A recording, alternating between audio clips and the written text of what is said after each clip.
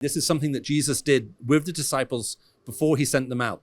So the first one is to realize we will meet resistance in this world. Things will fail. We will be rejected even if we're faithful sometimes. And sometimes we fail because we are guilty. But that is not therefore to mean that we're to stay there.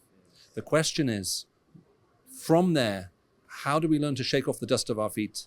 And that is when, if we have the right expectation, it helps us. Because if we thought it would never happen and it happens, now we suddenly have a crisis of faith. But when Jesus tells us this will happen, and then it happens, instead of having a crisis, we can come to him in prayer and say, this is hard.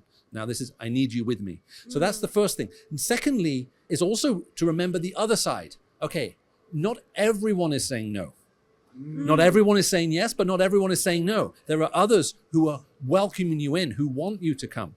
And the question is, you'll just keep journeying until you find them. So you see the Apostle Paul, at one point, he sets off in one direction, and then he reads, I was stopped. And then I went this way. Now, I assume he prayed about it before he left. I'm assuming when he went on that journey, he thought, well, the Lord wants me to go there. And so he was doing it. But then he was blocked from going. And rather than have a crisis and say, this is crazy, he said, oh, okay, Lord, I thought this is where you wanted me to go. Now I'll go this way instead. And he kept going. So that's the second part is, even though it's hard, keep going.